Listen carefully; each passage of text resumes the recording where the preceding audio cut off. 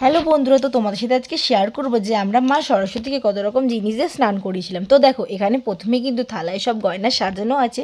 এগুলো দিয়ে কিন্তু আমরা মা সরস্বতীকে সুন্দর করে সাজাবো। তো প্রথমেই কিন্তু মাকে একটা গামলায় নিয়ে একটা শাড়ি দিয়ে ঢেকে আর দুধ দিয়ে প্রথমে স্নান করিয়ে নিচ্ছি। দুধের পরেই কিন্তু দই, হ্যাঁ মিষ্টি দই দিয়ে মাকে সুন্দর করে মাখিয়ে তারপরে স্নান করিয়ে নিচ্ছি। আর তারপরেই কিন্তু ঘি দিয়ে মাকে ভালো করে স্নান করিয়ে নিলাম। এবারে ঘিয়ের পরে কিন্তু দেব মধু, হ্যাঁ সুন্দর করে মধু দিয়ে মা সরস্বতীকে স্নান করিয়ে নেব। তারপরেই কিন্তু দেব গঙ্গা জল দিয়ে মাকে সুন্দর করে স্নান করিয়ে নেব। প্রথমেই দেখো গঙ্গা জলটা দিয়ে দিচ্ছি।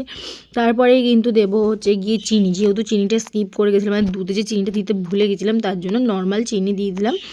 এরপরেই কিন্তু দিয়ে দেবো হচ্ছে গিয়ে আতর, হ্যাঁ আতর দিয়ে সুন্দর করে স্নান করিয়ে নেব।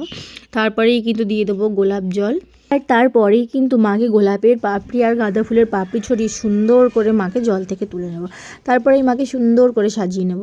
তাহলে দেখো মাকে কিন্তু সুন্দর করে সাজিয়ে নিয়েছি। আর কেমন লাগছে অবশ্যই কমেন্ট করে তোমরা জানিও। তো এখনের জন্য টাটা।